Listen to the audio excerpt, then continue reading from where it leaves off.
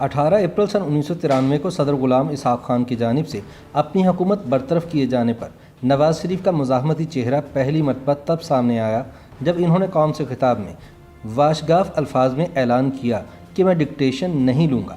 इसके बाद अगरचे 26 मई को सुप्रीम कोर्ट ने इनकी हुकूमत बहाल कर दी, ताहम अपोजिशन और फौजी इस्टेब्लिशमेंट के दबाव के नतीजे में 18 जुलाई को नवाज शरीफ मजबूरन मुस्ताफ़ी हो गए। लेकिन army chief general Abdul Waheed Kakar के फार्मूले के मुताबिक इनके साथ सदर गुलाम इसहाक खान को भी घर जाना पड़ा।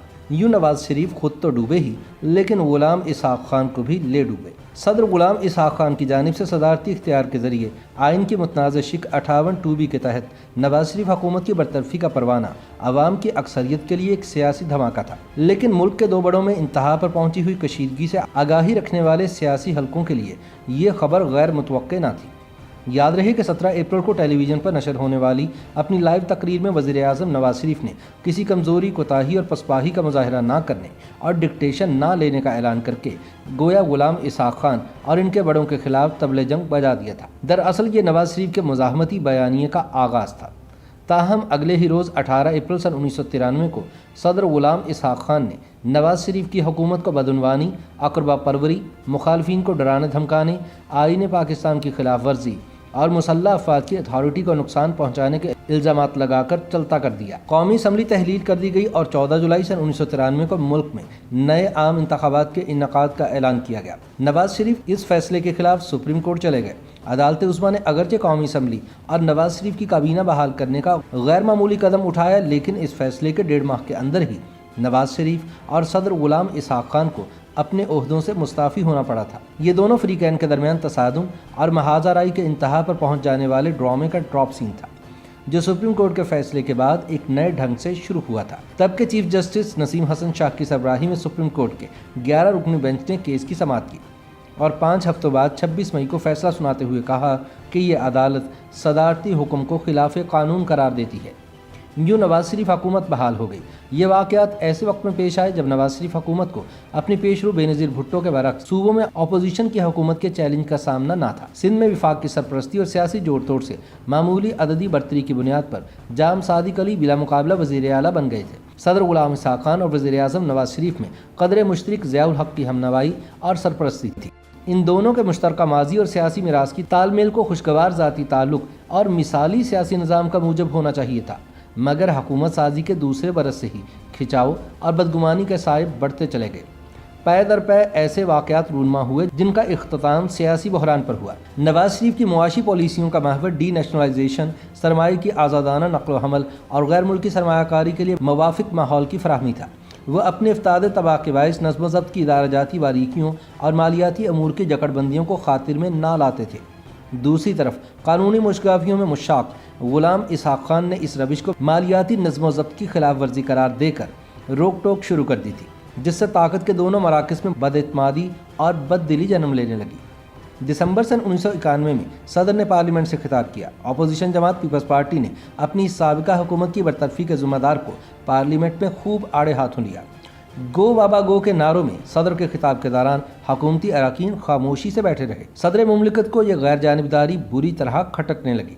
इस वाक़े के कुछ ही अरसे बाद गुलाम इसहाक खान के मोतमद खास जलाल हैदर जैदी को वज़ीर-ए-आज़म ने मनसब से हटा दिया, जबकि बेनज़ीर भुट्टो की हुकूमत में गुलाम इसहाक खान के नफ्स नातका साहिबजादा याकूब अली खान को खुसूसी एहतमाम और इसरार के साथ वज़ारत ख़ारजा के मनसब पर फाइज रखा गया था। इन दोनों शख्सियात के साथ अजीज़ मुंशी और इदाद खान भी सदर के करीब थे। नवाज शरीफ ने इन्हें भी कारोबारी हुकूमत से दूर कर दिया।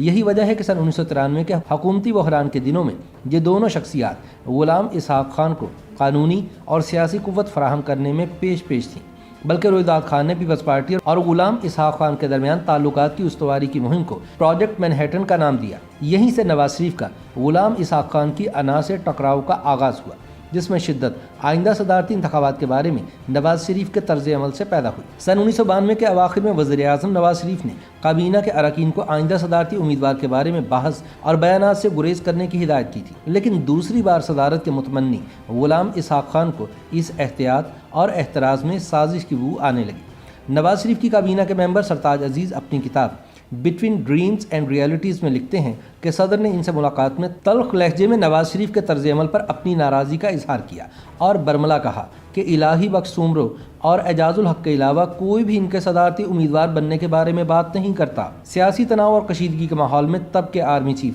جنرل آصف نواز جنجوعہ کی اچانک ہارٹ اٹیک سے موت نے بھی دونوں بڑوں کے درمیان اختیارات کی کھینچاتانی کو تیز کر دیا۔